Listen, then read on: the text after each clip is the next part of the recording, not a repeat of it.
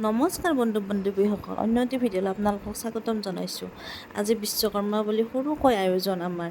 এইখন মোৰ পূজাত থালি। তাৰপিছত আমি ধীৰৰ চাইকেল দুখনো পূজা কৰিলোঁ, কাৰণ সি খুবৰ অনুকৰণ প্ৰিয়। সি দেখিলেই শিকিব, সেইকাৰণে যদি ভগৱানে তাক ভালে ৰাখে, সি হয়তো এদিন ডাঙৰ হ'ব। ডাঙৰ হৈ পেলাই এনেকৈ পূজা পাতবিলাক দেখিলেই সিও সংস্কাৰী হ'ব বা পূজা পাঠ কৰিব। সেইকাৰণে মই তাৰ চাইকেল দুখনো পূজা কৰিলোঁ। আৰু লগতে যিহেতু বিশ্বকৰ্মা সকলোতে থাকে লোহাৰ সামগ্ৰীবিলাকত, সেইকাৰণে পূজা ভাগ কৰিলোঁ। সি চাই আছে মাৰ কোচত উঠি। তাৰপিছত সেইকাৰণে মই তাক দেখাইছোঁ আচলতে যে আমাৰ সংস্কৃতি, আমাৰ বিশ্বাস ঈশ্বৰৰ ওপৰত ৰাখিব লাগে, থাকিব লাগে, সেইখিনি মই সেনেকৈ দেখাইছোঁ। ইফালে ভিডিঅ'টো এও কৰি আছে।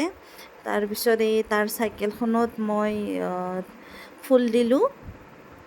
এনেকৈ মই চাইকেল দুখনো পূজা কৰিলোঁ আৰু ইফালে মালা দিছে।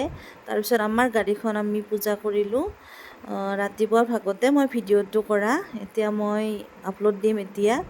তাৰপিছত এনেকৈ আমাৰ গাড়ীখনকো পূজা কৰিলোঁ। বিশ্বকৰ্মা প্ৰভুই যাতে সকলোকে ভালে কুশলে ৰাখে, এনেকৈ যাতে আৰু সকলোবোৰ শুভ হয়, সেয়ে আশা কৰি পেলাই মই স্বস্তিকটো আঁকিলোঁ। স্বস্তিক আঁকাৰ বহুত নিয়ম থাকে, ইমানখিনি মই নাজানো। যিখিনি জানো সেনেকৈ মই সহজভাৱে পালন কৰিছোঁ। আপোনালোকে কেনেকৈ ক'ৰ পৰা উদযাপন কৰি আছে, লগতে পালন কৰি আছে জনাব, আৰু ভিডিঅ'টো ক'ৰ পৰা চাই আছে জনাব। তাৰপিছত এনেকৈ আমি পূজা ভাগ কৰিলোঁ। এইখিনিয়ে আৰু সৰুকৈ আমাৰ আয়োজন। ভগৱানে যাতে সকলোকে কুশলে মংগলে ৰাখে, সেয়েই আশা।